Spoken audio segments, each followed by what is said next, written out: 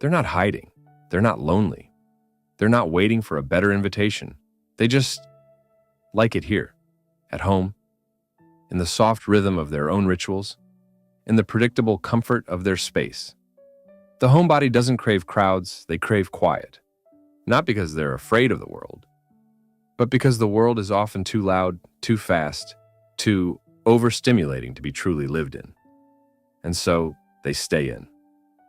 Not as an escape, but as a sanctuary. A homebody is someone who prefers the inner world to the outer. Not necessarily introverted, though many are. Not necessarily shy, though they're often mistaken as such.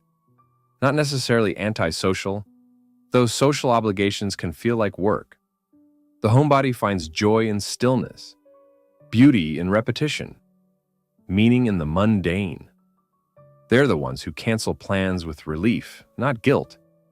Who look forward to Friday night because it means pajamas, a soft blanket, and no one expecting anything. They're not wasting time. They're cultivating it. Because for them, peace is not found at the party. It's in the place they've curated just for themselves. In a world addicted to doing, the homebody is a radical presence. They are still. They are rooted. They are grounded. Where others chase novelty, the homebody finds comfort in the familiar. Where others fear missing out, the homebody knows that presence is a privilege, and they'd rather be present with themselves than scattered among strangers. This isn't laziness, it's discernment. Homebodies have a finely tuned filter for energy. They know how much they have to give. They know what replenishes them and what drains them. And they don't apologize for protecting their reserves. In a way, they are spiritual minimalists. Not in belief, but in behavior. They don't need constant stimulation. They need space to breathe, to think, to simply be. The homebody is the master of cozy pleasures. A favorite mug that feels like a hug, the way afternoon light hits the hardwood floors, rearranging bookshelves as a form of meditation.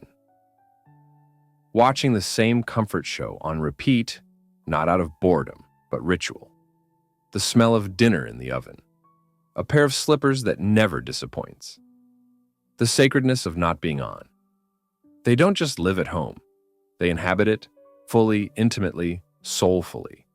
Their space isn't just a place. It's a language. It speaks safety. It reflects who they are, without performance, without pretense. We live in a culture that equates movement with meaning. Travel, hustle, networking, nightlife. We praise extroversion, spontaneity, and ambition. So when someone opts out of the social circuit, they're seen as weird, or antisocial, or sad. But what if it's not about fear, but freedom? What if they're not stuck inside, but choosing it? Because here's the truth. Some people find themselves in the noise, others find themselves in the quiet. The homebody knows which one they are, and they don't need your pity. To outsiders, the homebody's life may look small, but internally, it's vast. They are introspective, reflective, alive to the poetry of ordinary moments. They don't need constant newness because they notice the nuance, a change in weather, a new thought during an old routine, a slow evolution of self that others miss because they're too busy running from it. Homebodies tend to be creatives, deep feelers, thinkers, healers, philosophers in sweatpants. They spend less time on the stage of the world and more time in the mirror of their own mind. The homebody often gets left out, not maliciously, but because people assume they're not into it, or they forget to invite them because they always say no. But the truth is, they do want to be included. Sometimes, they just don't want to perform, or explain, or pretend to be having fun when they'd rather be home. They don't need every invite. They just want to be remembered. Because even the most content solitude can ache with quiet loneliness if it becomes permanent exile. Like any personality type, the homebody has a shadow. They may isolate too much, avoid necessary confrontation, hide in routine and never grow, mistake safety for purpose, say no to everything out of fear, not preference. At worst, They can become emotionally dormant, numb under the weight of sameness, starved of connection but too afraid to seek it.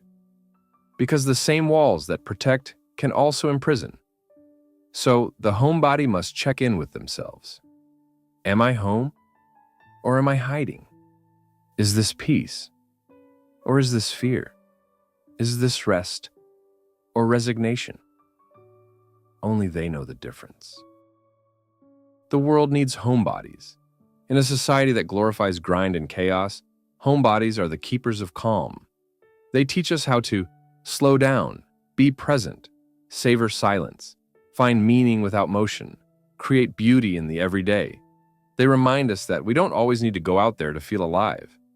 Sometimes life's deepest moments happen when you're folding laundry in the middle of a quiet afternoon. The homebody's way of living is not lesser, it's literate in stillness. And stillness is a language most people have forgotten how to speak. The homebody doesn't need to be fixed. They are not broken. They are not missing out. They are anchored. And in a drifting world, that's a rare thing. So next time you see someone skipping the party, choosing their couch over cocktails, opting for solitude over spectacle, don't judge, don't label, don't pity. Just understand. Some people travel the world to find themselves. Others find themselves at home, and both are equally free.